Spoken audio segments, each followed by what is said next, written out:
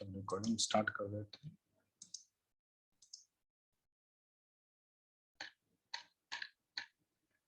Yes, तो ये आपका डाउट था, ये हमारा क्वेश्चन नंबर 2 था। ठीक है, फर्स्ट क्वेश्चन तो एकदम सिंपल था, है ना, फर्स्ट क्वेश्चन एकदम सिंपल था। आपको ये क्वेश्चन कभी बार 1 नंबर में भी आएगा, कई बार आपको क्वेश्चन 2 नंबर में भी आ सकता है। Who discovered cell? Yes sir मैंने एक्चुअली ना ये सारे क्वेश्चन खुद से लिखे थे, इसलिए मुझे ये आंसर पता नहीं है। मैंने सारे खुद से लिखे थे। खुद से लिखे तो आंसर नहीं पता, मतलब आपको इसका मतलब क्या अरे हुआ? नहीं, मतलब exact word to word answer मेरा सही नहीं होगा, मतलब आंसर सही था लेकिन। यस यस, तो मैं आपको इसलिए आपको सॉल्यूशन दिखा रहा हूँ ना, कि आपका जो भी करेक्शन आपको दिखाई देगा। ठीक है, तो आपसे पूछा है कि who discovered cell and how. ठीक है, तो पहले बस सेल की डिस्कवरी के लिए इस व्यक्ति का नाम पक्का याद रखना। किसका नाम? रॉबर्ट हुक, ये इंपॉर्टेंट है। और कौन से साल में? 1665। ये डेट पक्का लिखोगे, आपको टीचर खुश हो जाएगा, आपको नंबर देगा। ठीक है, तो सेल किसने डिस्कवर किया? रॉबर्ट हुक ने 1665। कैसे डिस्कवर किया? उसने अपना सेल्फ डिजाइन माइक्रोस्कोप, क्योंकि हमको आंसर लिखने का तरीका भी आना चाहिए। ठीक है भाई, आपको मैं कह रहा हूँ, अगर क्वेश्चन सिर्फ इतना आएगा हु डिस्कवर्ड सेल, तो आपको रॉबर्ट हुक और 1665 लिखना है। अगर आपसे पूछा है कैसे करेंगे, तो हमको लिखना आगे with the help of his self design microscope. First line complete, फिर आगे क्या लिखना है। अब उसने आगे कैसे किया? उसने किसको एग्जामिन किया था? उसने एक कॉर्क को लिया था। कॉर्क क्या था? जो प्लांट है, प्लांट के सबके अंदर का जो पार्ट था, जो छोटा सा सेल टाइप का था, उसने उसको लिया। ओके, और उसने कैसे क्या पाया? जब उसने उसको उस माइक्रोस्कोप के अंदर उसको रखा, उसने छोटा सा एकदम बारीक सा पीस लिया, उसको जब उसने माइक्रोस्कोप में ऑब्जर्व किया, तो उसको कैसा नजर आया? उसको हनी कॉम्ब जैसा नजर आया, जैसे मधुमक्खी का छत्ता होता है, समथिंग ऐसा, समथिंग ऐसा उसको ऐसा स्ट्रक्चर नजर आया। एकदम सिंपल है, जैसे हम लोग किसी सोसाइटी में जाते हैं, 1 BHK के फ्लैट्स हैं, 2 BHK के फ्लैट्स हैं, 3 BHK के फ्लैट। आप देखो पूरी सोसाइटी का डिजाइन एक जैसा होता है। हर सोसाइटी का अलग अलग हो सकता है, बट उस पर्टिकुलर बिल्डिंग का पूरा स्ट्रक्चर एक जैसा होता है। अगर 1 BHK जो साइज का उसने डिजाइन किया, जो आर्किटेक्चर ने अप्रूव किया, वही रहता है। तो सेम वे जो सेल होता है, सबसे इंपॉर्टेंट पार्ट होता है बॉडी का, सबसे छोटा पार्ट होता है, इसलिए हम इसको क्या बोलते हैं? Structural and functional. ये हमारा सेकंड क्वेश्चन था, why cell is known as structural and functional unit of the life। क्यों? ये तो स्ट्रक्चर प्रोवाइड करता है। ठीक है, जैसे हम सोसाइटी की बात करते हैं, सोसाइटी में क्या है? स्ट्रक्चर है कि भाई वो 2 फ्लोर की है, 4 फ्लोर की, 10 फ्लोर की है। दूसरा, सोसाइटी में कौन लोग रहते हैं? अलग अलग टाइप के लोग रहते हैं। तो यहाँ पर सोसाइटी आपको दोनों पर्पज सॉल्व करती है। एक स्ट्रक्चर, सोसाइटी से मतलब क्या है? एक कोई स्ट्रक्चर होगा, है ना, वो 6 फ्लोर का स्ट्रक्चर है, 10 फ्लोर का स्ट्रक्चर है, और सोसाइटी सुनसान तो होगी, उसमें लोग भी होंगे, बच्चे भी होंगे, स्पोर्ट्स भी होंगे, उसमें गाड़ी पार्किंग भी होगी, जनरेटर भी होगा, सब कुछ होगा। इसका मतलब वहां पर कुछ ना कुछ फंक्शनल भी हो रहा है। ये किसी का माइक ऑन है तो माइक ऑफ रखो, किसका माइक ऑन है? अगस्त में मोस्टली तुम्हारा माइक ऑन रहता है, मेरे को लगता है, तो उसको थोड़ा कंट्रोल करो। ठीक है, यस, ठीक है। तो इसलिए हम सेल को क्या कहते हैं? Cell is the structural and functional unit of the life. तो ये क्वेश्चन कई बार 2 नंबर में या 3 नंबर में पूछा जाता है। तो देखो, एज इट इज आंसर आपको लिखना सीखना है। There are various components in animals and plant cells known as cell organelle.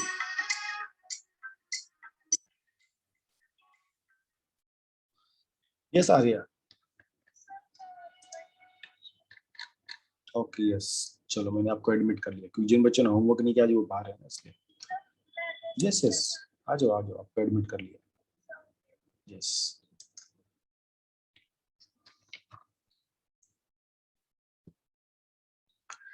Okay.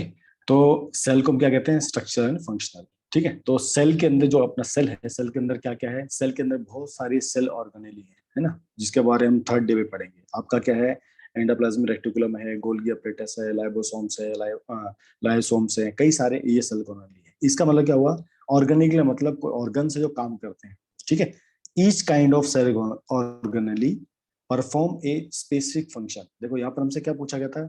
ये फंक्शनल यूनिट ऑफ लाइफ है, तुमको एक्सप्लेन करना भाई ये फंक्शनली कैसे है। तुम यहाँ पर क्या बता रहे हैं? जो सेल है, सेल के अंदर बहुत सारे सेल ऑर्गेनेली हैं, और हर सेल ऑर्गेनेली क्या करता है?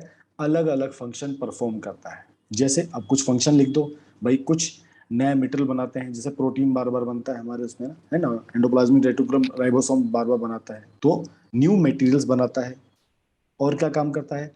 Release of the waste product, जो भी वेस्ट प्रोडक्ट बनता है उसको बाहर भी निकालते हैं। ट्रांसपोर्टेशन का काम गोल्गी अपरेटस करता है। है ना। लाइबोसोम्स आपके सुसाइड बैग का काम करते हैं। तो ऐसे को हर हर कोई अलग अलग काम करता है। तो आपको यहाँ क्या लिखना है कि सेल के अंदर बहुत सारे सेल ऑर्गेनेलीज हैं। सेल ऑर्गेनिक कई सारे काम करते हैं।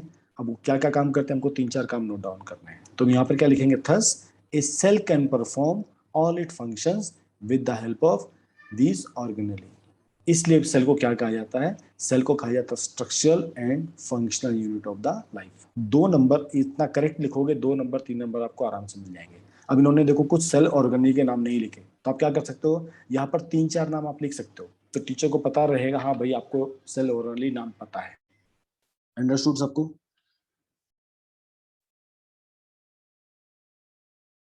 Please yes press sir. One अगर एकदम क्लियर है। यस, चलो अगला क्वेश्चन भी ले लेते हैं। How do substance like CO2 and water moves in and out of the cell. जब ऐसे डिस्कस करके क्वेश्चन आएगा तो समझ लो ऐसा क्वेश्चन 2 या 3 मार्क्स में आने वाला है। तो अगर आप इसको एक लाइन में लिख के छोड़ दोगे कि CO2 बाय डिफ्यूजन होता है, तो टीचर आपको नंबर नहीं देगा, याद रखना। आपको कुछ ना कुछ उसमें एडिशनल लिखना ही पड़ेगा, तभी आपको टीचर वहां पर आपको मार्क्स देगा। अंडरस्टूड, याद रखना। तो ठीक है, अब इसने क्या लिखा, substance like CO2 accumulate in higher concentration inside the cell। अब होता क्या है, जैसे रेस्पिरेशन प्रोसेस होता था, ठीक है, उससे जब सेल फंक्शन करते थे, हमारा फूड डाइजेस्ट होता था, उस वजह से क्या होता है, जो ऑक्सीजन थी, क्योंकि हम फूड जो खाते क्या होता है, कार्बन होता है।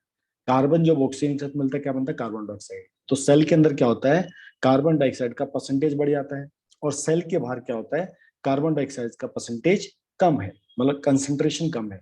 तो सेल के अंदर हाइयर कंसेंट्रेशन है और सेल के बाहर लोअर कंसेंट्रेशन है। तो डिफ्यूजन क्या करता है, मूव करता है किसी चीज को हाइयर टू लोअर कंसेंट्रेशन। तो यहाँ पर क्या लिखेंगे, substance like CO2 accumulate in higher concentration inside the cell. There is CO2 concentration difference in the internal and external environment of the cell. External मतलब सेल के बाहर, इंटरनल मतलब cell के अंदर, प्लाज्मा मेम्ब्रेन के अंदर और बाहर की बात कर रहे हैं, ठीक है। तो CO2 move out of the cell from a region of higher concentration to a region of lower concentration, and this process is known as diffusion process। तो आपको इसमें हमने हर चीज कवर अप कर ली। हमने ये भी बता दिया भाई CO2 एक्यूमुलेट क्यों हो रहा है, अंदर हाइयर एक्यूमुलेट हो रहा है, बाहर कंसेंट्रेशन कम है, इसकी वजह से क्या होता है, CO2 बाहर निकल जाता है हाइयर टू लोअर, और इसी प्रोसेस को हम डिफ्यूजन कहते हैं। Is it clear now? Press 1 अगर ये क्लियर है तो। Yes sir. चलो गुड। Yes sir. यस, अभी हम इसको पढ़ेंगे थोड़ी देर में, अगले पार्ट पे, जब मैं आपको सेल और एनिमल सेल के डिफरेंसेस बताऊंगा, ठीक है। यस, तो आपके प्लांट सेल में देखो क्या क्या है। प्लांट सेल, एनिमल सेल, हम जानते हैं 2 टाइप के क्रीचर्स है, प्लांट सेल और एनिमल सेल। आपके सेल वॉल, प्लांट सेल में एक खासियत होती है, प्लांट में सेल वॉल प्रेजेंट होता है, बट एनिमल सेल में सेल वॉल प्रेजेंट नहीं होता। देखो, एक होता है मेम्ब्रेन, ठीक है, ये जो बाहर का लेयर है, आउटर मेम्ब्रेन, जिसको प्लाज्मा मेम्ब्रेन कहते हैं।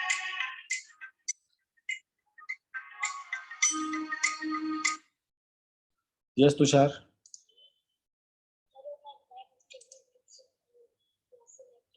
आ जाओ आ जाओ अंदर आ जाओ, जल्दी अंदर आ जाओ। यस, ठीक है। तो प्लांट सेल में देखो, ये जो बाहर का है इसको हम क्या बोलते हैं, प्लाज्मा मेम्ब्रेन। ये दोनों में होता है, ये प्लांट सेल में भी होता है और एनिमल सेल में भी होता है। लेकिन इसी के अंदर एक स्ट्रक्चर बन जाता है जो एक इसको मजबूती देता है, सेल वॉल। ये केवल प्लांट सेल में पाया जाता है, एनिमल सेल में प्रेजेंट नहीं होता। इसलिए जब हम वो सुनते, वो देखते हैं ना, जब ऑस्मोसिस में जब बाहर का पानी अंदर ज्यादा आता है तो वो सेल ब्रस्ट हो जाते हैं। RBC हमने पढ़े थे, RBC ब्रस्ट होता है, रेड ब्लड सेल होते हैं, वो ब्रस्ट हो जाते थे। क्यों होते थे, बाहर का पानी अंदर आ जाता था, इसलिए क्या होता था, उसमें ज्यादा पानी हो जाता था और पानी फट जाता था। वो क्यों फटता था, क्योंकि सेल वॉल एब्सेंट होती है एनिमल सेल में, बल प्लांट सेल में एनिमल सेल प्रेजेंट होती है, इसको मजबूती देती है। देखो, प्लांट ज्यादा मजबूत होते हैं, है ना। अगर हमारी बॉडी होती है, हमारी बॉडी कमजोर होती है as compare to plant body. Second, generally regular in size. आप जितने प्लांट्स को देखोगे, सबका अंदर का सेल नॉर्मली सर आपको एक रेक्टेंगुलर शेप में मिलेगा।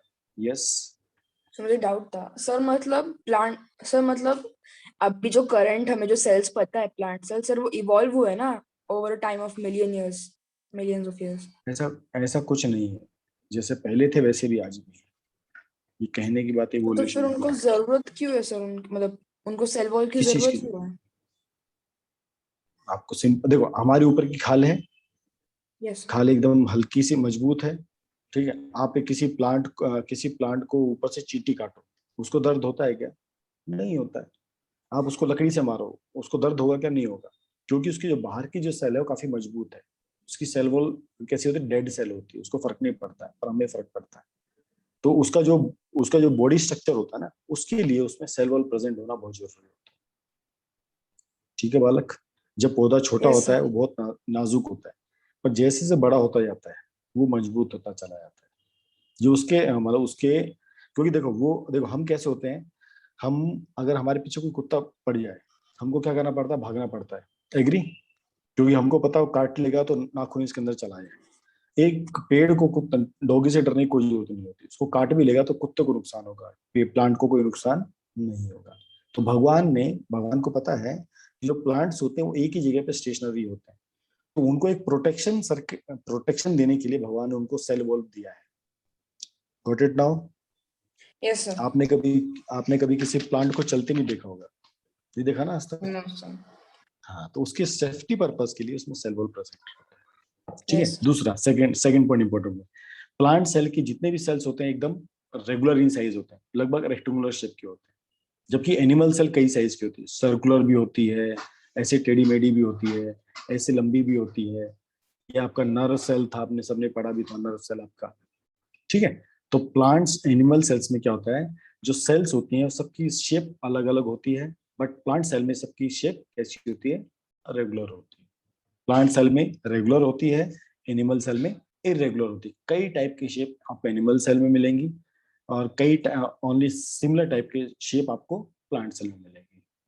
दूसरा, प्लांट सेल में जो सेल्स होती हैं वो लार्जर होती हैं as compare to animal cell. क्योंकि नॉर्मली स्ट्रक्चर आप देखोगे तो प्लांट का स्ट्रक्चर एक ह्यूमन बींग के स्ट्रक्चर से ले लो। देखो, कुछ एनिमल्स को छोड़ दो, वेल को छोड़ दो, बड़े बड़े जानवर को छोड़ दो, हाथी को छोड़ दो, बाकी जितने भी एनिमल्स आप देखोगे, मैक्सिमम एनिमल्स आदमी से छोटे होते हैं। ठीक है। तो आप देखोगे इसलिए वहां पर जो सेल्स का साइज होता है प्लांट्स में बड़ा होता है, कोई प्लांट बहुत बड़े बड़े होते हैं। ठीक है। तो इसलिए एनिमल सेल जो होती हैं वो प्लांट सेल से छोटी होती हैं, प्लांट सेल ज्यादा बड़ी होती है। Fourth important, plastids are present. ये क्या काम करती हैं? ये फूड बनाने का काम करती है। क्लोरोप्लास्ट, प्लास्टिड्स में क्या पाया जाता है? आपका क्लोरोप्लास्ट पाया जाता है। इसलिए ये, क्योंकि प्लांट्स अपना खाना खुद बनाते हैं, अपना खाना खुद सिंथेसाइज करते हैं, पर एनिमल्स या ह्यूमन बींग्स अपना खाना खुद सिंथेसाइज नहीं करते, इसलिए हमें प्लास्टिड्स की जरूरत नहीं होती है। These are absent. क्योंकि आपको डिफरेंस लिखना है तो आपको सब कुछ नहीं लिखना होता। जब हमसे डिफरेंस पूछा है, हमको कंपेरिजन करने को बोला, उसमें कंपेयर कीजिए, तो हमको वो पॉइंट चुनने होते हैं जो एक में है दूसरे में नहीं। और लास्ट आपका, a permanent and large vacuole are present. अगर आप सेल स्ट्रक्चर देखते हो, आपका ये सेल का स्ट्रक्चर होता था, इसमें मैक्सिमम प्लांट सेल में क्या होता है, ये बड़ा सा पार्ट आपका सेल वोकली होता है, ये डेड होता है। ठीक है। ये स्टोरेज का काम करता है, ये स्ट्रक्चर देने का काम करता है, इसलिए ये परमानेंट होता है और बड़ा होता है साइज में। जबकि एनिमल्स में ये वोकलेस छोटे होते हैं और कई सारे होते हैं। अगर ये समझो आपका एनिमल सेल है, ऐसे छोटे छोटे पॉकेट्स होंगे, हो सकता है अलग अलग कचरा जमा करने के लिए इकट्ठे होते होंगे। तो किसी में अनडाइजेस्टेड फूड रहेगा, किसी में यूरिन पड़ा रहेगा, किसी में कुछ ना कुछ पड़ा रहेगा। तो एनिमल सेल में वोकेलोज होते हैं, कई सारे होते हैं। ठीक है। प्लांट सेल में सेल के अंदर एक ही होता है, बड़ा होता है। एनिमल्स में कई सारे होते हैं, छोटे छोटे होते हैं, टेम्परेरी होते हैं, ये समय के साथ खत्म भी हो जाते हैं, नए बनते रहते हैं, खत्म होते हैं। प्लांट्स में वो परमानेंट होते हैं। अंडरस्टूड? अगर आप इतना भी लिख दोगे, आपको आराम से, ये क्वेश्चन कई बार आता है 5 मार्क्स में, आपको मैं दिखाऊंगा एक क्वेश्चन 5 नंबर में है। तो अगर आप पॉइंट टू पॉइंट लिखोगे, टीचर आपको 5 नंबर आराम से देगा। अब इसी के किसी पॉइंट में आपको डाउट हो तो पूछ सकते हो आप लोग। Is it clear to everybody?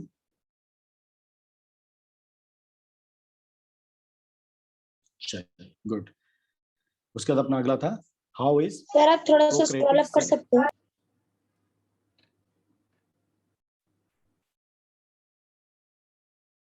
Note कर लिया? नोट कर सकते हो? Yes sir. चलो,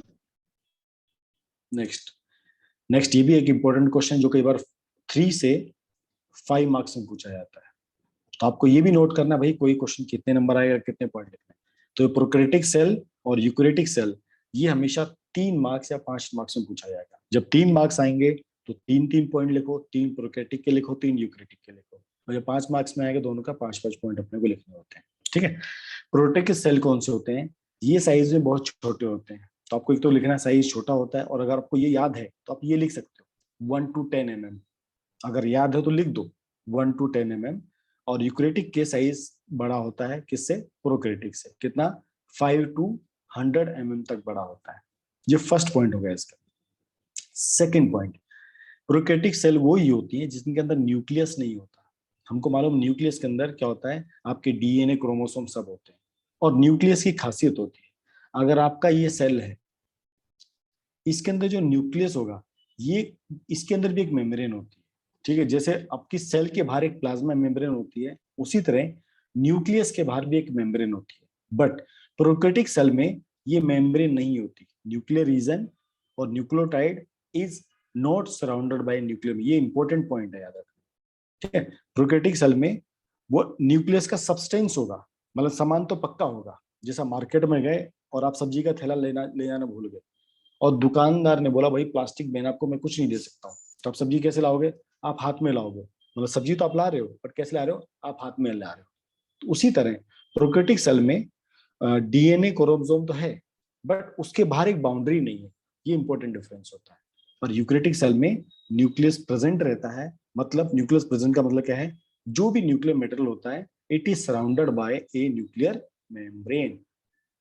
ठीक है। और चीज, प्रोकैरियोटिक सेल में केवल एक सिंगल क्रोमोसोम होता है, केवल एक ही सिंगल क्रोमोसोम होता है। जबकि यूकैरियोटिक में बहुत सारे होते हैं, किसी में 10 होते हैं, किसी में 15 होते हैं, किसी में 20 होते हैं, किसी में 46 होते हैं। ठीक है, तो प्रोकैरियोटिक सेल में एक ही सिंगल क्रोमोसोम होगा, जबकि यूकैरियोटिक सेल में बहुत सारे क्रोमोसोम होंगे ही होंगे। ये आपका सेकंड और फोर्थ पॉइंट सेम है। Nucleus is absent and nucleus is present. इसका मतलब क्या है? न्यूक्लियस मतलब न्यूक्लियस और प्लस न्यूक्लियस के अंदर जो लिक्विड होता है। एक लिक्विड कहाँ पर होता है? यहाँ पर होता है, प्लाज्मा मेम्ब्रेन के अंदर। इसको हम क्या बोलते थे? साइटोप्लाज्म, है ना। न्यूक्लियस के बाहर क्या होता है? साइटोप्लाज्म होता है। और न्यूक्लियस के अंदर क्या होता है? न्यूक्लियोप्लाज्म होता है।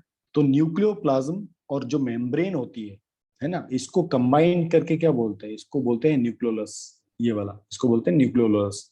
ये प्रोकैरियोटिक सेल में एब्सेंट होता है क्योंकि मेम्ब्रेन ही नहीं है, और इसमें ये प्रेजेंट रहता है। तो वो चारों पॉइंट एकदम इजी इजी, कोई मुश्किल वाले पॉइंट नहीं। और fifth point, membrane bounded cell organelle are absent. देखो, जब न्यूक्लियस के ऊपर मेम्ब्रेन नहीं है, जब न्यूक्लियस के ऊपर मेम्ब्रेन नहीं है, तो ऐसे कई सारे सेल ऑर्गेनेली होते हैं जिनके ऊपर मेम्ब्रेन होती है।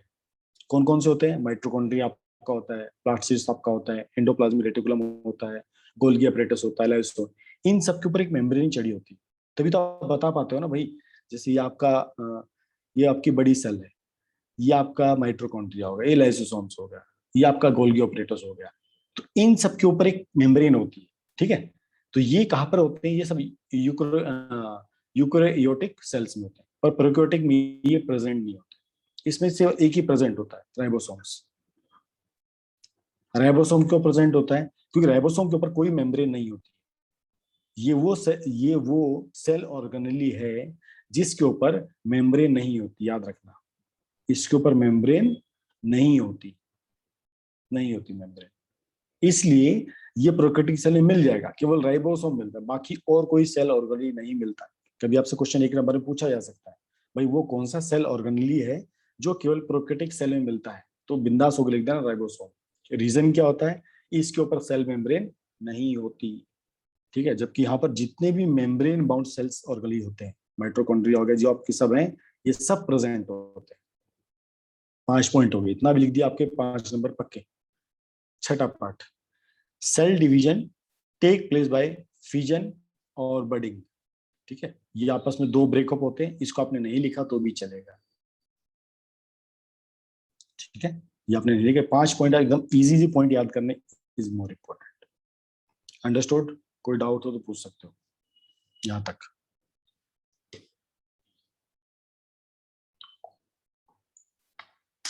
फिफ्थ पॉइंट तुषार ये है फिफ्थ पॉइंट ये है कि जो प्रोकैरियोटिक सेल होते हैं उसमें जो सेल ऑर्गेनेली होते हैं ना, एक तो हो गया प्लाज्मा मेम्ब्रेन, एक होगा न्यूक्लियस, एक और हो गया सेल ऑर्गेनेली।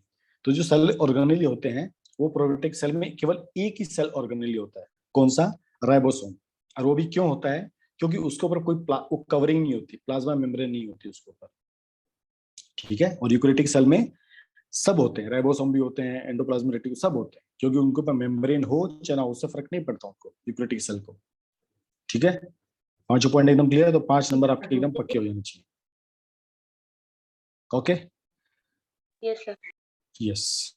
Yes sir. चलो अब ये क्वेश्चन भी कई बार आपको 1 से 2 मार्क्स में पूछा जाता है, ये आपके एनसीईआरटी के क्वेश्चन, इसलिए आपको मैं सारे एनसीईआरटी क्वेश्चन सारे पक्के कराना चाहता हूँ कि आपको हर चीज का मतलब पता हो कि क्या पूछा गया है। तो आपका क्वेश्चन था what will happen if the plasma membrane rupture और ब्रेक डाउन, ठीक है। तो अगर प्लाज्मा मेम्ब्रेन ब्रेक हो गई, कहीं से फट गई, तो क्या होगा? जैसे आपको अगर चोट लग जाए तो क्या होता है? खून बाहर आता है, नहीं तो शायद आपका सेकंड और फोर्थ पॉइंट में डिफरेंस है, ठीक है। इसमें इसमें यहाँ पर क्या बताया गया है, इसमें से इतना बताया गया है सेकंड पॉइंट में कि मेम्ब्रेन नहीं होती न्यूक्लियस के ऊपर। देखो यहाँ पर आप ये मत लिखो, इसमें ये मत लिखो, आप ये लिखो यहाँ से लेके यहाँ तक, आप यहाँ से लेके यहाँ तक लिखो, तो टीचर आपको नंबर पक्का देगा। और फोर्थ पॉइंट में लिख देना, ठीक है, ओके। चलो थर्ड क्वेश्चन। Yes sir. अगर अगर आज हमको चोट लगती है, हमको क्या आता है? खून बाहर निकलता है। उसी तरह अगर प्लाज्मा मेम्ब्रेन हो जाए तो क्या होगा? All the useful substance will move out of the cell, क्योंकि साइटोप्लाज्म में क्या क्या रहता है? आपके सारे सेल ऑर्गेनेली कहाँ पर रहते हैं? आपके साइटोप्लाज्म में रहते हैं, तो सारे बाहर आ जाएंगे, ठीक है। उसके बाद there will be no difference between cell content and external environment, क्योंकि बाहर का एक्सटर्नल एनवायरनमेंट, अंदर का सारे कंटेंट कहाँ चले गए? बाहर चले गए, मतलब ऊपर का लेयर हट गया, अब तो अंदर सिर्फ न्यूक्लियस बच गया, है ना। तो सब कुछ बाहर चला गया, तो बाहर और अंदर में कोई डिफरेंस नहीं बचेगा। The cell will close it normal shape, जो सेल की जो शेप थी वो डिसमेंटल हो जाती है, वो खराब हो जाती है, रप्चर हो गया, फट गया, तो जैसे गोलू मोलू दिखता था वो एकदम पिचक जाएगा। तो आप इसमें आराम से 1-2 मार्क्स में ये 3 पॉइंट कवर अप कर सकते हो आराम से। ओके जी, अभी बताइए और कोई आपका डाउट, जो हमने कल, जो आपको मैंने होमवर्क दिया था करने के लिए, या कल तक जो टॉपिक हमने बोले थे आपको पढ़ने के लिए, उसमें कोई आपके डाउट है?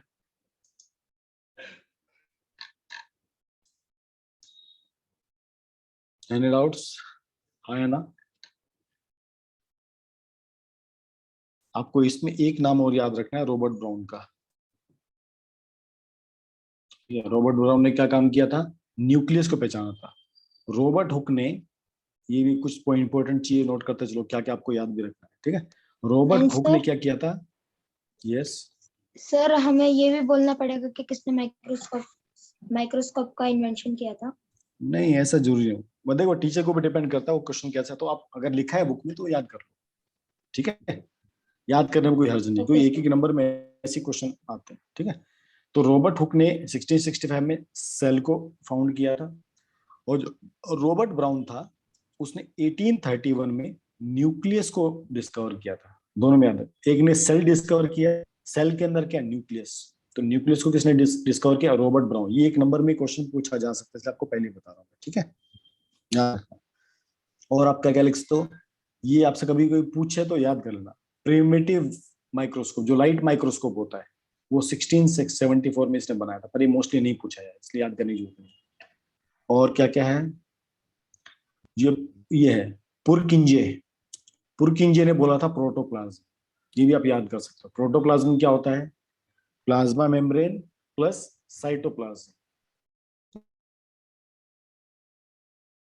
कर सकते हो, प्लाज्मा मेम्ब्रेन प्लस साइटोप्लाज्म, इसको कंबाइन क्या कहते हैं? इसको कहते हैं प्रोटोप्लाज्म। ये किसने कहा था? ये पुरकिंजे ने कहा था 1839 में, ठीक है। और ओके, और क्या क्या इंपॉर्टेंट है?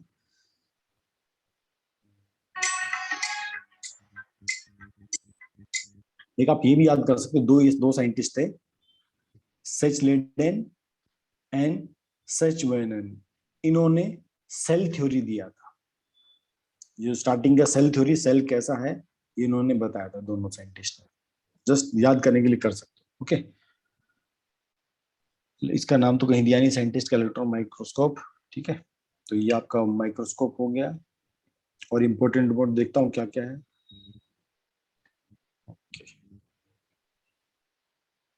आपको मैंने प्रोकैरियोटिक यूकैरियोटिक सेल के सबके डिफरेंस बता दिए हैं, ठीक है।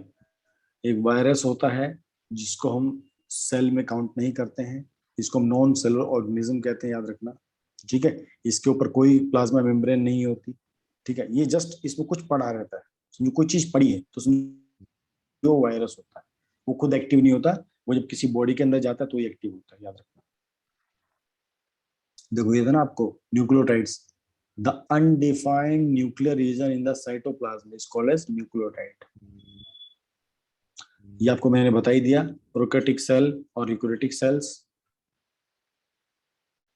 ये आपका प्रोकैरियोटिक सेल का स्ट्रक्चर है। इसमें आप देखोगे, इसमें आपको केवल राइजोसोम दिखाई दे रहा है, केवल राइबोसोम्स। बाकी इसमें क्या है, पीछे माइक किसका ऑन होता है?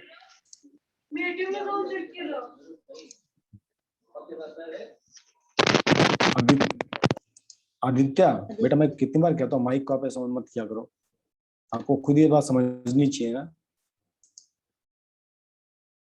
ठीक है। आउटर मेम्ब्रेन, सेल वॉल, ठीक है, plasma membrane, nucleotide region, ribosome,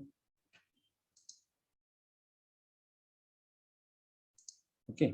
और आपके यूकैरियोटिक सेल में आपके सारे आ जाएंगे, इसमें आपका लाइसोसोम भी आ गया, गोल्गी एपरेटस भी आ गया, न्यूक्लियस भी आ गया है, माइटोकॉन्ड्रिया भी आ गया, सेंट्रियोल्स भी आ गए, वेसिकल्स भी आ गए, साइटोसोल्स भी आ गए, राइट, सब आ जाएंगे आपके इसमें।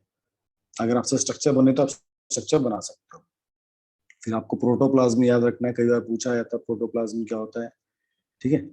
Content with in the plasma membrane and आपका न्यूक्लियस, ठीक है। आपका जो प्लाज्मा मेम्ब्रेन और जो साइटोप्लाज्म होता है इसको हम कहते हैं प्रोटोप्लाज्म, ठीक है। डीएनए की फुल फॉर्म याद करके रखना, ये इंपॉर्टेंट होता है, कई बार पूछ सकते हैं व्हाट इज डीएनए। तो DNA is deoxy deoxy ribonucleic acid. D से बनता है डीऑक्सी डीऑक्सी राइबोन्यूक्लिक एसिड, और आरएनए क्या होता है, राइबोन्यूक्लिक एसिड। ये दोनों एक तरह से आपके प्रोटीन्स होते हैं, आपके क्या होते हैं, प्रोटीन्स, या आप इनको और शॉर्ट फॉर्म में लिखते हो आप अमीनो एसिड्स। आपके प्रोटीन्स होते हैं या आपके अमीनो एसिड्स होते हैं। डिवीजन ऑफ लेबर क्या होता है, डिवीजन ऑफ लेबर ये होता है कि जो सेल होती हैं वो अलग अलग टाइप का फंक्शन परफॉर्म करती है। जैसे हमारी हार्ट की सेल है वो डिफरेंट फंक्शन परफॉर्म करती है ना। और जो हमारी लीवर की सेल है वो डिफरेंट टाइप का फंक्शन परफॉर्म करती है। एक मिनट को, शायद किसी ने होमवर्क सबमिट किया है पार्थ ने, तो पार्थ को अंदर क्लास में एंट्री दे दी जाएगी।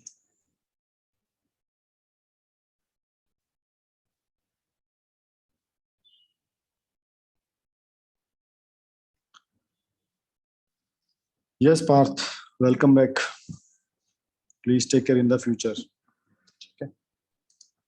यस, डिवीजन ऑफ लेबर क्या होता है कि जैसे एक नॉर्मल अगर सिंगल सेल कोई ऑर्गेनिज्म होगा, ठीक है, अगर कोई सिंगल सेल ऑर्गेनिज्म होता है, ये अपनी एक सेल से सारा काम कर लेता है। ये खाने का काम भी कर लेता है, ग्रोथ का काम भी कर लेता है, एक्सक्रीशन का काम भी कर लेता है, सब काम कर लेता है। लेकिन जो बड़े लार्ज ऑर्गेनिज्म होते हैं उन सब में अलग अलग रहता है। हमारी कार्डिक सेल्स अलग होती है, हार्ट की सेल्स अलग होती हैं, ठीक है। हमारी लीवर की सेल अलग होगी, किडनी की सेल अलग होगी, ठीक है। तो कई सारी सेल्स होती है, तो सब में क्या आपस में काम बटा होता है। अब हार्ट का काम, हार्ट की सेल हार्ट का काम करेंगे, पंपिंग वाला काम करती है, ठीक है। चेस्ट का जो है वो अलग काम करता है, ठीक है। तो यहाँ से आपका वर्ड आता है सेलुलर वाली, कि कई सारी जो सेल्स होती है डिफरेंट डिफरेंट फंक्शंस आपके परफॉर्म करती हैं। अब देखो शेल की शेप की हमने बात की थी, तो नॉर्मली आपके जो प्रोकैरियोटिक सेल्स होती है उसमें एक ही शेप होती है, इसमें बहुत सारी शेप्स होती है, ठीक है। ये आपका ऑस्ट्रिच एग का शेप है, ओके। ये आपका लीवर, ये आपका नर्व सेल हो गया, देखो ये पूरा पूंछ, ये आपका नर्व सेल हो गया, इतना बड़ा सेल होता है, ये पूरा आपका नर्व सेल है। ये आपका फाइब्रोब्लास्ट है, ये आपका लीवर सेल है, ठीक है। ये आपका फैट सेल है, आपकी बॉडी में जो फैट जमा होता है वो फैट सेल ही होता है, ठीक है। तो देखो डिफरेंट डिफरेंट शेप है, डिफरेंट डिफरेंट साइज होते हैं। सेल के साइज वेरी करते हैं, है ना, ये हमने बता दिया है कि 1 से लेके 10 नैनो माइक्रोमीटर से लेके 10 से लेके, ये आप सिंपल उसको लिखते हो 1 to 10 आपका mm, वो छोटा साइज। या आपको यूनिट याद रखना तो आप रख सकते हो 1 माइक्रोन, यहाँ पर आपको मिलेगा 1 माइक्रोन। 1 माइक्रोन इसको कैसे रिप्रेजेंट करते हैं, इसको ऐसे रिप्रेजेंट करते हैं, इसको बोलते हैं म्यू, इसको कहते हैं म्यू या MUEU, म्यू। ठीक है, ये कितना किसके बराबर होता है, 10 की पावर -3 mm, यहाँ पर आपको दिया हुआ है। आपको छोटी मोटी चीज आप याद रख सकते हो।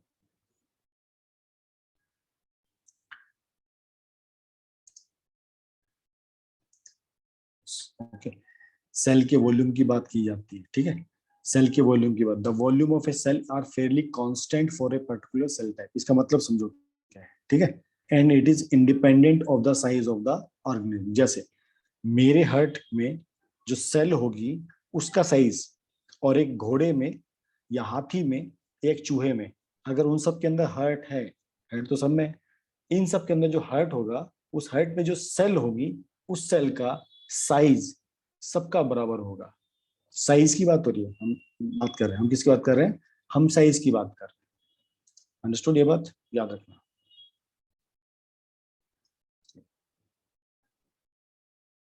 चलो, अथर्व ने भी काम सबमिट कर दिया, वैष्णवी अकेली बाकी जिसने अभी तक सबमिट नहीं किया। आए समझ में सबको, मैसेज किया सेल है। वॉल्यूम। यस यस, किसने मैसेज किया है, वैष्णवी ने। Yes sir. हाँ, नहीं कोई दिक्कत नहीं बेटा, गलती उसकी है। अब वो लास्ट मोमेंट पे हम अपडेशन थोड़ी कर सकते हैं रेक का। चलो, तुम्हारी रिक्वेस्ट उसको इन कर लेते हैं। ठीक है, तो माय डियर अथर्व और माय डियर पार्थ, पार्थ मेरी बात समझ में आई है? अभी होमवर्क करना है, अभी रिवीजन क्लास, अभी तक मैं आप लोगों को होमवर्क नहीं देता साइंस में, तुम्हें होमवर्क मिलना स्टार्ट होगा। अब तुम होमवर्क के लिए सिंसियर बन जाओ सारे। वैष्णवी, होमवर्क मुझे क्लास के बाद सबमिट चाहिए 1 घंटे के अंदर, याद रखना। सर लास्ट क्वेश्चन हो गया था, अभी सबमिट ही करने वाली थी। बस ठीक है, बस आपको स्नेहन आपकी फ्रेंड ने आपकी रिक्वेस्ट की, आपको एंट्री मिल गई, बट कल से एंट्री नहीं मिलेगी, याद रखना। सर होमवर्क नहीं, एक्चुअली वो अपडेट होने के लिए मांग रहा था, मैंने अपडेट होने के लिए डाला था तो क्लास मतलब स्टार्ट ही हो गई थी, उसके 10 मिनट बाद हुआ अपडेट। नहीं, लेकिन ये तो बहुत पहले ना बेटा, मैंने होमवर्क तो 12 बजे भेज दिया था। Yes sir, sorry sir, next time से नहीं कल, होगा। यस यस, आप लोग सब सिंसियर बनो होमवर्क के लिए, होमवर्क सबका होना चाहिए। ठीक है,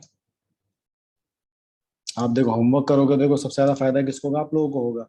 आपकी रिवीजन हो जाएगी अच्छी खासी, आप लोग लिखना भी सीखोगे। अभी हम सारे क्वेश्चन डिस्कस भी कर रहे हैं, इसमें बेनिफिट आपका ही देखो। ठीक है, तो हम किसकी बात कर रहे हैं, हम सेल वॉल्यूम की बात कर रहे हैं। सेल वॉल्यूम मतलब, चाहे मेरे अंदर लीवर की सेल है, चाहे घोड़े के अंदर लीवर की सेल है, दोनों का साइज सेम रहेगा, साइज चेंज नहीं होता। थोड़ा बहुत डिफरेंस हो सकता है पर ज्यादा डिफरेंस नहीं होता। हाँ, नंबर बढ़ सकता है, सेल नंबर।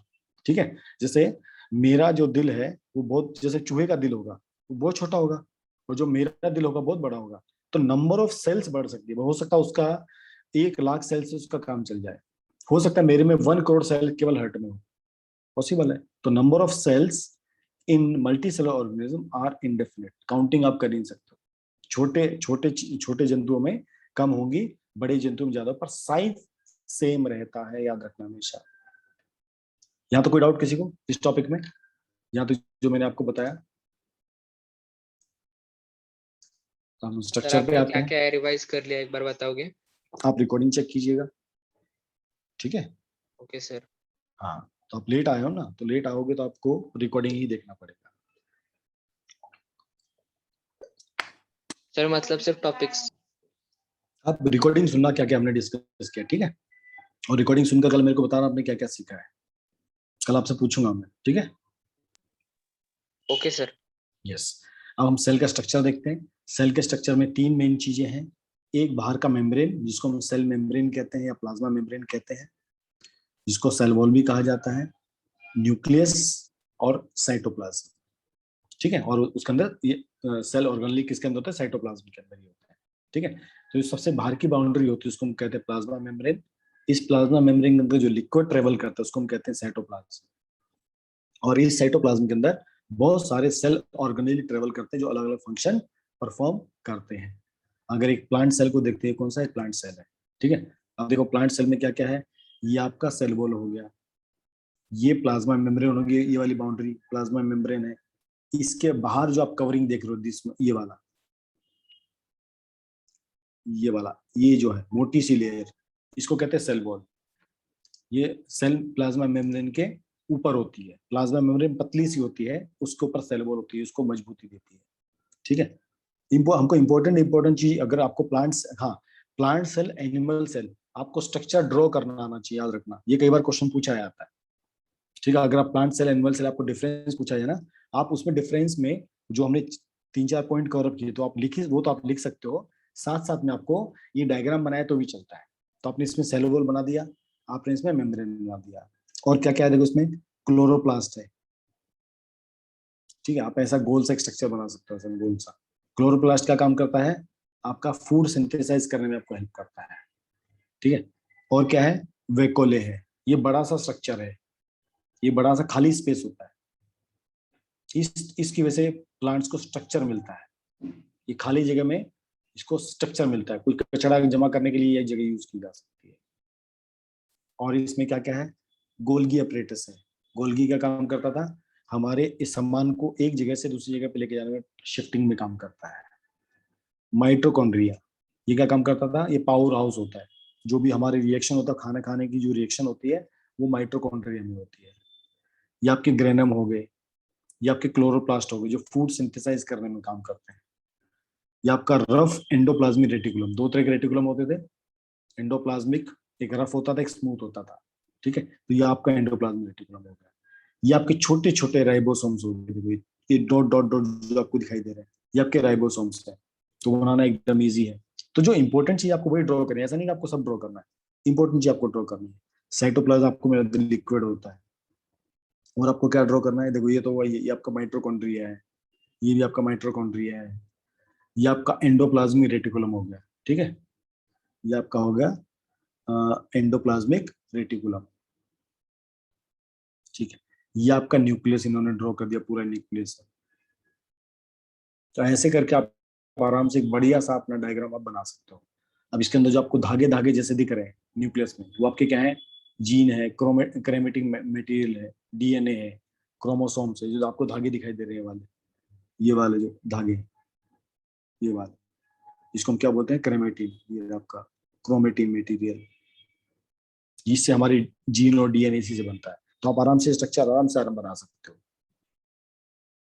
ठीक है। ऐसे आपका एनिमल, अगर आप एनिमल सेल बनाओगे तो एनिमल सेल में क्या गायब हो जाता है, एनिमल सेल में आपका सेल वॉल गायब हो जाएगा, उसमें सेल वॉल नहीं होता, ठीक है। आपको ऊपर का स्ट्रक्चर, आप अंदर का स्ट्रक्चर बना दो, और उसमें क्या करो, उसमें से सेल वॉल के लिए छोटा बना दो, बड़ा मत बनाओ, छोटा बना दो, बाकी सारे सेम रहते हैं। 2 डिफरेंस हमने क्या क्या पढ़े थे, एक तो सेल वॉल नहीं होता इसमें प्लांट सेल में, तो आपने सेल वॉल हटा दिया। और क्या होता है, ये जो वोकले होते हैं छोटे छोटे बना दो, जैसे 2-3 बना देना, उसको लिख देना ये फूड, ये वोकले, बस। बाकी आपका सारा स्ट्रक्चर सेम रहेगा, उसमें डिफरेंस नहीं पड़ता है, ठीक है जी। कोई डाउट यहाँ तक किसी को, no sir. Any doubt? No sir. चलो गुड। अब देखो, अब फर्स्ट हम पढ़ते हैं प्लाज्मा मेम्ब्रेन। तो प्लाज्मा मेम्ब्रेन क्या है, it is living thin thick, ये वर्ड लिखने बहुत जरूरी है। जो प्लाज्मा मेम्ब्रेन होती है लिविंग होती है, आपकी सेल वॉल डेड होती है, याद रखना, सेल वॉल डेड होती है, प्लाज्मा मेम्ब्रेन लिविंग होती है। प्लाज्मा मेम्ब्रेन थिन होती है, बहुत पतली होती है, ठीक है, डेलिकेट होती है, बहुत नाजुक होती है, इलास्टिक होती है। तो जब सेल ग्रो करती है तो बढ़नी भी चाहिए, तो ये बढ़ती है। और ये सिलेक्टिवली परमेबल मेम्ब्रेन होती है, ये वर्ड बहुत इंपॉर्टेंट है। सिलेक्टिवली का मतलब सिलेक्ट करके भेजता है ना। परमेबल, परमिशन देता है, भाई क्या भेजना है क्या नहीं भेजना। कोई बड़ा मॉलिक्यूल आएगा नहीं, एंट्री मारने नहीं देगा, छोटा एंट्री है आने देगा, वायरस घुसेगा एंट्री नहीं देगा, है ना। जो गुड सब्सटेंस हो गए उनको अंदर आने अलाउ करेगा, बैड सब्सटेंस को अलाउ नहीं करेगा। तो सिंपल सी बात। तो क्या क्या होता है, लिविंग है, थिन है, डेलिकेट है, इलास्टिक है, सिलेक्टिवली परमेबल। इतना एक डेफिनेशन लिख दो, टीचर 2 नंबर वैसे ही दे देगा कि आपको आता है, इतना कुछ आपने लिखा है उसको। साइज लिखना चाहो साइज लिख सकते हो, जो बाहर का इसका थिकनेस होता है दैट इज 70 आर्मस्ट्रॉन्ग थिक, ये यूनिट होता है 7 नैनो माइक्रोन, ठीक है। अगर आप लाइट माइक्रोस्कोप से देखोगे एक थिन लाइन दिखाई देगा, तो इसमें आगे देखते हो इम्पोर्टेंट क्या क्या है, क्योंकि ये हम पहले पढ़ चुके हैं। देखो, advantage of selectively permissible membrane, इसकी एडवांटेज क्या क्या होती है? तो यूजफुल मॉलिक्यूल्स होते हैं, एंट्री मारते हैं। मेटाबॉलिक इंटरमीडिएट, जो अंदर सेल के अंदर जो एक्टिविटी होती है ये उसको अंदर ही रखता है, उसको बाहर फैलने नहीं देता है। और जो सीक्रेट जो वेस्ट मटेरियल होता है उसको बॉडी से बाहर फेंक देता है। तो इसके 3 मेन काम हो गए। अच्छी चीज अंदर आएगी, जो अच्छी रिएक्शन होती है अंदर रहेगी, और फालतू चीज बाहर निकल जाती है। इसके 3 फंक्शन हो गए। ठीक है, अब इस सेल में जो मेम्ब्रेन होती है इसमें अंदर बाहर होने के लिए 2 प्रोसेस होती है। एक प्रोसेस होता है डिफ्यूजन, एक प्रोसेस होता है ऑस्मोसिस। ठीक है, अब सेल मेम्ब्रेन का काम क्या था? अच्छी चीज को अंदर अलाउ कीजिए और बुरी चीज को बाहर फेंक दीजिए। इसका मतलब इन आउट होना है। ठीक है, तो डिफ्यूजन आपका प्रोसेस क्या होता है? डिफ्यूजन होता है आपका, कोई चीज अगर हाइयर कंसेंट्रेशन में है वो कहां पर ट्रेवल करेगी? लोअर कंसेंट्रेशन की तरफ। ये सिंपल सा एग्जांपल है। जैसे यहाँ पर आप देखो पानी है, पानी में यहाँ पर आपको छोटा सा कलर डाल दो, एक छोटा सा कलर का छोटा सा बॉल डाल दो, आप देखोगे पूरा जो पानी होगा कलरफुल हो जाएगा। ये कैसे हुआ भाई? इस कॉर्नर में क्या था? यहाँ पर कंसेंट्रेशन हाई था और यहाँ पर कंसेंट्रेशन लो था। तो जो पानी के जो मॉलिक्यूल्स हैं उनके बीच में स्पेस होता है। तो ये हमने जो सॉलिड पार्टिकल जाते हैं वो पानी में घुल जाते हैं। घुलने के पार्टिकल्स इतने छोटे होते हैं, ये वाटर पार्टिकल में स्पेस बना लेते हैं, उसके अंदर जाके धीरे धीरे से फिट हो जाते हैं। तो समय के साथ क्या होता है? पूरे ये मॉलिक्यूल्स इसके अंदर आके फिट होते हैं, उसका कलर चेंज कर देते हैं। इसको बोलते हैं डिफ्यूजन प्रोसेस। मतलब कोई चीज हायर कंसेंट्रेशन से लोअर कंसेंट्रेशन में ट्रेवल करती है, उसको हम कहते हैं डिफ्यूजन प्रोसेस। ठीक है, तो यहाँ लिखा है some substance like molecules ions, किस किसके? CO2 gas, oxygen gas, water, they can move from plasma membrane through the process known as diffusion. एकदम simple process, higher concentration to lower concentration. ठीक है, आपका गैसेस का एक्सचेंज दिखा रहा। More O2 in the water, diffusion into the cell, diffusion out of the cell, less CO2 in the water around the cell. जब इसके अंदर CO2 ज्यादा हो जाती है तो CO2 बाहर निकल जाती है, O2 कम होती है तो O2 इसके अंदर आ जाती है। सिंपल सा प्रोसेस होता है। ऑस्मोसिस इंपॉर्टेंट प्रोसेस है। ऑस्मोसिस में क्या होता है कि हाँ, तो वाटर एक ऐसा खास चीज है जो दोनों प्रोसेस फॉलो करता है। ये डिफ्यूजन भी फॉलो करता है, ये ऑस्मोसिस प्रोसेस भी फॉलो करता है। ठीक है, दोनों चीज फॉलो करता है। अब the spontaneous movement of water molecules through a selective permeable membrane is called as osmosis. अब सिंपल इसको आपको समझा देता हूं ताकि आपको ज्यादा टेंशन ना आए समझने में।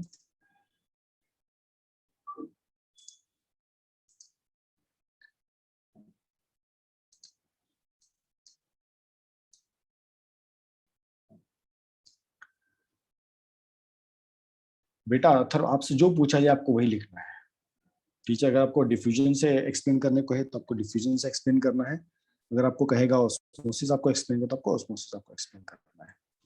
ठीक है, अभी देखो ऑस्मोसिस क्या होता है, ध्यान से देखना। ठीक है, ये एक सेल है, एक सेल है, इसमें समझो वाटर है कितना? 100 ग्राम, और इसके बाहर एक बड़ा बर्तन है, इसमें पानी भरा हुआ है।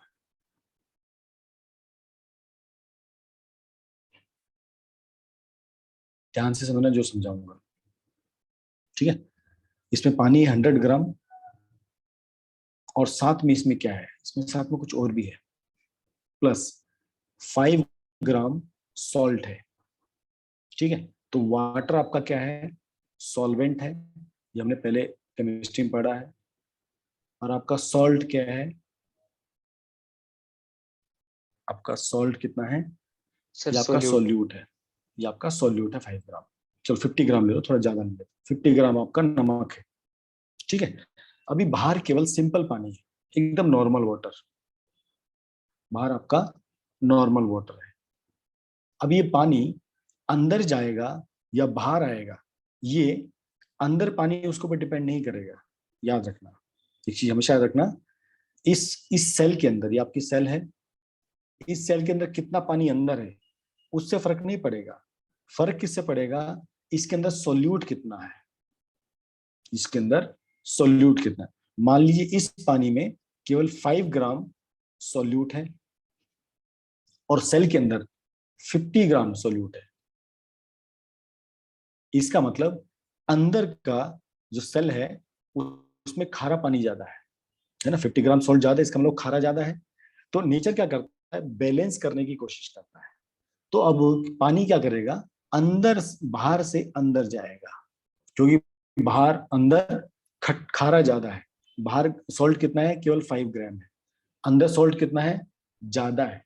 तो पानी अंदर जाएगा सो दैट वो जितना खारा हो चुका है, जैसे कई बार आप नींबू पानी बनाते हो, आपने नींबू पानी बनाया, आपने उसमें क्या किया, 1 सेकेंड, हाँ, आपने क्या किया, आप नींबू पानी बना रहे थे, ठीक, आपने पानी 1 गिलास लिया, उसमें आपने 5 नींबू निचोड़ दिए, ठीक, आपको देखो वो पानी कैसा लगेगा, खारा लगेगा, मतलब खट्टा लगेगा, है ना। तो आप उसको बैलेंस करने के लिए आप क्या करते हो, आप सिंपल उसमें 4 गिलास पानी और ऐड करते हो। हम सब ने प्रैक्टिकली किया हुआ, 1 गिलास पानी लो, उसमें 5 नींबू निचोड़ दो, आप वो पानी नहीं पी पाओगे। जो उसमें बहुत सारा नमक डाल दो, आपने 5 चम्मच नमक मिला दिया, आप क्या उसको पी पाओगे, नहीं पी पाओगे। उसको बैलेंस करने के लिए हम क्या करते हैं, उसमें मोर पानी ऐड करते हैं। Simple logic. यहाँ पर भी क्या होता है, यहाँ पर सॉल्यूट आपका ज्यादा है और यहाँ पर आपका सॉल्यूट कम है। तो इस अंदर वाले को बैलेंस करने के लिए बाहर से पानी अंदर आ जाता है, इसी प्रोसेस को कहते हैं ऑस्मोसिस। तो जो पानी मूव कर रहा है, देखो डिफ्यूजन में पानी मूव करता है कहां पर, higher concentration to lower concentration. इसमें कॉन्सेंट्रेशन किसका इंपॉर्टेंट होता है, डिफ्यूजन की अगर बात करते हैं, अगर पानी के डिफ्यूजन की बात करते हैं, तो जो कंसेंट्रेशन की बात करते हैं उसमें पानी के कंसेंट्रेशन की बात करते हैं। भाई पानी बाहर ज्यादा, अंदर पानी कम है, तो पानी अंदर आ जाएगा। वहां पर हमारा डिफ्यूजन में सॉल्वेंट इंपॉर्टेंट होता है, ये सॉल्वेंट के ऊपर डिपेंड करता है। जबकि आपका ऑस्मोसिस जो होता है, ये सोल्यूट के ऊपर डिपेंड करता है, भाई सोल्यूट कितना है उसमें। तो सोल्यूट को बैलेंस करने के लिए क्या होता है, पानी अंदर भी जाता है। अगर ऐसा हो भाई बाहर 500 ग्राम नमक हो, 500 ग्राम नमक हो, और अंदर केवल 50 ग्राम हो, अंदर केवल कितना हो, 50 ग्राम हो, उस कंडीशन में क्या होगा, बाहर, अंदर का पानी बाहर की तरफ ट्रेवल करेगा, और दोनों तरफ बराबर हो, भाई यहाँ भी 5 ग्राम है और अंदर भी 5 ग्राम है, तो पानी अंदर बाहर होगा लेकिन इक्वल अमाउंट में होगा। बाहर 1 kg जाएगा तो अंदर भी 1 kg वापस आएगा, क्योंकि बैलेंस बनाने का कोशिश करते हैं। क्या ये क्लियर सबको, is it understood? Yes sir. Yes sir. चलो वेरी गुड। तो आपको ये इसी तरह लिखना होता है। तो ये 3 कंडीशंस होती हैं, देखो पानी 3 कंडीशन में होगा। एक बार पानी सेल के अंदर जाएगा, एक बार पानी सेल के बाहर आएगा, और एक बार कुछ भी नहीं होगा। तो first condition, if the medium surrounding the cell has higher water concentration than the cell, if the solution has very dilute solution, मतलब बाहर पानी में सॉल्यूट कम है और अंदर सॉल्यूट ज्यादा है, the cell will gain water by osmosis, बाहर से पानी अंदर आएगा। जब बाहर से पानी अंदर आता है उसको हम बोलते हैं हाइपोटोनिक सॉल्यूशन। हाइपोटोनिक सॉल्यूशन, जब पानी बाहर से अंदर आता है उसको क्या बोलते हैं, हाइपोटोनिक सॉल्यूशन। और इसी कंडीशन में आपका आरबीसी सेल जो होता है वो ब्रस्ट होता है। कभी आपसे क्वेश्चन पूछा जाता है भाई इन तीनों में से, तीन होते हैं ना, हाइपोटोनिक, आइसोटोनिक और हाइपरटोनिक, तीनों में किसमें सेल ब्रस्ट होता है, तो वो याद रखना हाइपोटोनिक में होता है। क्यों, जिस आप अगर ज्यादा पानी पी लो, जैसे समझो आपको प्यास लगी, आपको सिर्फ 2 गिलास पानी की प्यास लगी, मैं आपको 2 गिलास नहीं, आपको पानी पिलाए जा रहा हूँ, पिलाए जा रहा हूँ, पिलाए जा रहा हूँ, उससे, हाँ, उससे क्या होता है, आपको पानी आपके पेट में ज्यादा हो जाता है ना। 1 सेकंड रुको बच्चा लोग।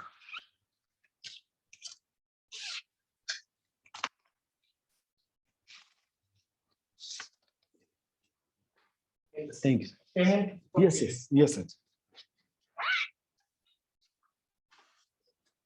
यस, ठीक है। तो हम ज्यादा पानी पीते तो क्या होता है, हमारा पेट लगता फट जाएगा, है ना, और कई बार हमको वोमिटिंग भी आती है। सेम वैसे ही होता है आरबीसी के साथ में। आरबीसी में एक लिमिटेड पानी चाहिए, पर वो पानी अंदर जाता जा रहा है, जाता है, तो क्या होता है, वो सेल ब्रस्ट हो जाती है। तो ये कब होता है, हाइपरटोनिक में होता है। और सेल श्रिंक कब होती है, जब पानी बाहर ज्यादा निकल जाता है, ठीक है। सेकेंड आपकी कंडीशन होती है, इसको बोलते हैं आइसोटोनिक। आइसोटोनिक में क्या होता है, the medium surrounding the cell is exactly same, बाहर का कंसेंट्रेशन अंदर का कंसेंट्रेशन सेम होता है, किसका, सोल्यूट का, पानी का नहीं, याद रखना, सोल्यूट का। यहाँ पर देखो वाटर कंसेंट्रेशन की बात, वाटर की बात नहीं की, सॉरी 1 मिनट, स्क्रीन एक मिनट, इसमें देखो वाटर कंसेंट्रेशन की बात की है, वाटर की बात नहीं की, पानी की बात नहीं कर रहे हैं, पानी के कंसेंट्रेशन की बात कर रहे हैं। तो जब हम पानी के कंसेंट्रेशन की बात करते हैं, मतलब हम सोल्यूट की बात करें, उसमें सोल्यूट कितना मिला है। अगर अंदर बाहर दोनों जगह कंसेंट्रेशन सेम है, दोनों जगह सेम मीठा है ना। देखो आपका ये मीठा पानी, ये मीठा पानी, दोनों को मिक्स करोगे तभी सेम मीठा रहने वाला, कोई फर्क पड़ेगा नहीं, फर्क पड़ेगा। इसको बोलते हैं आइसोटोनिक सॉल्यूशन। एक बाल्टी में गर्म पानी, एक बाल्टी में ठंडा पानी, दो एवरेज पानी आ जाएगा, ठीक है। एक होता है रिंगर सॉल्यूशन। रिंगर सॉल्यूशन क्या होते हैं, कई सारे क्लोराइड्स, ठीक है, सोडियम क्लोराइड, पोटेशियम क्लोराइड, कई सारे क्लोराइड को जो मिक्स कर दो उसको बोलते हो रिंगर सॉल्यूशन, याद रखना, ठीक है। ये रिंगर सॉल्यूशन कुछ नहीं होता, कई सारे नमकों को मिलाते हैं, कई सारे नमक मिलाते हैं, सॉल्ट मिलाते हैं। किसके salt, chloride, sodium chloride, magnesium chloride, आपने 3-4 अपने क्लोराइड ले लिए, सोडियम बाइकार्बोनेट भी आप लेते हो, उसको मिक्स कर दो, वो क्या बन जाता है, रिंगर सॉल्यूशन बन जाता है। और थर्ड आपका होता है, अगर आपका बाहर कंसंट्रेशन कम है और अंदर कंसंट्रेशन ज्यादा है तो जो सेल होगा वो पानी लूज कर देगा, पानी बाहर आ जाएगा, इसको हम क्या बोलते हैं, हाइपरटोनिक सॉल्यूशन, ठीक है जी। ओके, तो सेल आपकी देखो फर्स्ट केस में आपकी सेल फूल रही है, देखो यहाँ से इसका कर्व चेंज हो गया, कर्व ऐसी मोटी हो रही है ऊपर से, इसका मतलब सेल फूल गई है, स्वेलो हो गई है हाइपरटोनिक में। इसमें सेम है, एकदम स्ट्रेट लाइन है। और अगर आप हाइपरटोनिक में जाओगे, देखो अंदर की तरफ उसने कर्व बना लिया, पिचक गई है दोनों से, सेल श्रिंक हो गई है। ये सेम आपका एग वाला एक एग्जांपल है, आपने एग लिया, उसको पानी में रखा तो एग फूल जाएगा। इसलिए आप देखो जो एग को बॉइलिंग करते हैं ना वो लोग, जो सुबह सुबह लोग अंडे बेचते हैं, वो क्या करते हैं, उसको पानी में रखते हैं तो थोड़ा फूल जाता है, तो वो अंडा पानी में रख के फूल जाता है, और उसको अगर नमक सॉल्यूशन में डालोगे, सॉल्ट सॉल्यूशन में, वो श्रिंक हो जाता है। तो आपके डिफरेंसेस भी लिखे हैं। Diffusion can occur in any medium, ठीक है, डिफ्यूजन आपका किसी मीडियम में अकर करता है, सॉलिड में भी हो सकता है, लिक्विड भी होता है और गैस में भी होता है, याद रखना। पर आपका ऑस्मोसिस केवल लिक्विड मीडियम में होता है, ये एक बड़ा डिफरेंस हो गया, ठीक है। ओके, उसके बाद हाँ सेम वही चीज, ये सॉलिड में भी होता है, लिक्विड में, गैस में भी होता है, ये सॉलिड मॉलिक्यूल पर डिपेंड करता है।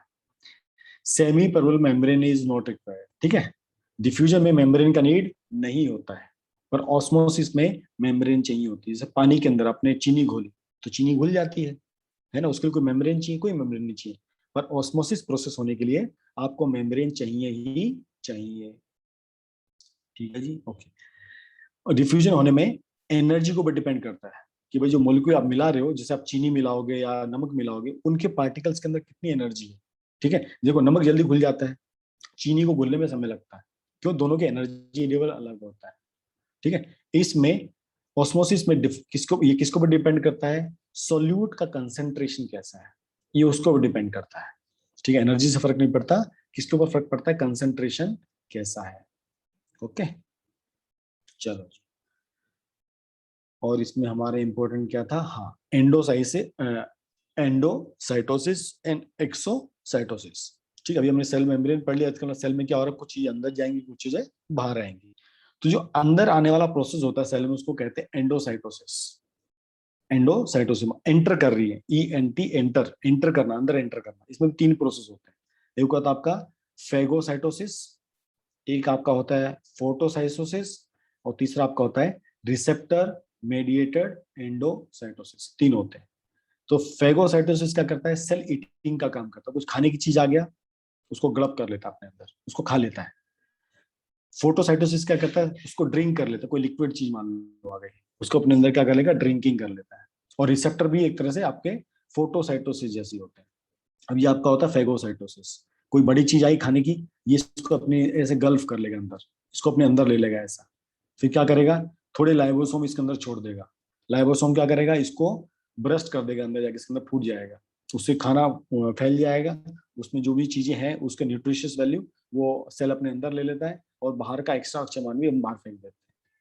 तो फेगोसाइटोसिस क्या होता है, किसी बड़े मॉलिक्यूल्स को खाना, ठीक है।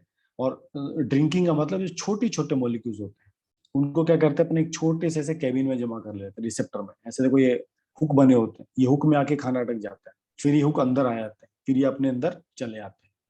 फोटोसाइटोसिस मतलब छोटे छोटे मॉलिक्यूल्स को अंदर लेना, फेगोसाइटिस मतलब बड़े मॉलिक्यूल्स को अंदर लेना, ठीक है। और सेम आपका ये भी होता है लिगेंड्स, ये आपके प्रोटीन्स वगैरह होते हैं, ठीक है। फिर आपका होता है एक्सोसाइटोसिस। एक्सोसाइटोसिस का काम क्या होता है, जो भी वेस्ट मटेरियल बॉडी में बनता है, सेल में जो बनता है, उसको बाहर फेंकना।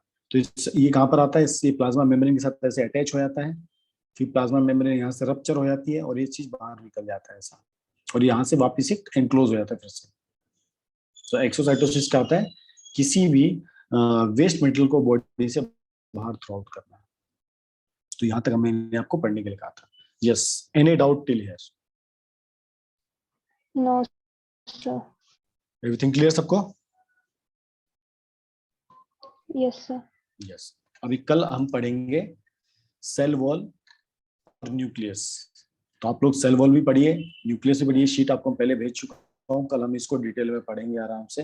Yes sir. साइटोप्लाज्म भी उसमें आ जाएगा, साइटोप्लाज्म उसमें आ जाएगा, सेल वॉल आ जाएगा और आपका न्यूक्लियस आ जाएगा, और अगली क्लास में हम लोग सेल ऑर्गेनेल पढ़ेंगे। तो 3 चीज आपकी होती है, आपका टॉपिक एकदम और हो जाएगा। होमवर्क आपको मैं सेंड करूंगा, ठीक है? मैं आपको एक शीट और दिखाता हूँ, जैसे अभी शीट रहेगी मेरे पास यहाँ पर। सर होमवर्क कल कितने बजे सेंड कर दोगे आप? मैं मोस्टली आज सेंड कर दूंगा या सुबह सेंड कर दूंगा। यस सर, मैक्सिमम आज ही सेंड कर दो, मतलब तो कल जो तक बच होमवर्क जाएगा। होगा ना, वो होमवर्क जो आज हमने आज पढ़ा है, होमवर्क उसके ऊपर रहेगा। ये देखो मेरी अभी क्लास रहेगी ना, मेरी भी क्लास रहेगी, फिर मेरे को सारी रिकॉर्डिंग्स अपलोड करते करते मेरे को 9 साढ़े 9 बजता है, ठीक है? तो देखो मैं आपको होमवर्क, अभी आपको स्क्रीन दिखाई दे रहा है सबको? देखो यस सर। तो अब देखो आपको मैं ये वाले आपको क्वेश्चंस दूंगा। अच्छा, आपको ये नहीं, वो वाला स्क्रीन नहीं दिख रहा, मेरे को आपको मैं दूसरा स्क्रीन दिखाता हूँ। आपको दूसरा स्क्रीन दिखाता हूँ। क्या बच्चा? अभी देखो दूसरा स्क्रीन आपको दिखाता हूँ। Yes sir. मैं आपको कुछ क्वेश्चंस यहाँ से दूंगा, ये स्क्रीन आपको दिखाई दे रहा होगा। मैं इसमें से आपको कुछ क्वेश्चन सिलेक्टिवली करके भेजूंगा, एमसीक्यू भेज सकता हूँ आपको कुछ में। देखो ये तो आपका एनसीईआरटी क्वेश्चन होगा। देखो आपको बोर्ड लेवल में क्वेश्चन कैसे आते हैं, मतलब एग्जाम में आपको स्कूल के क्वेश्चंस कैसे आते हैं।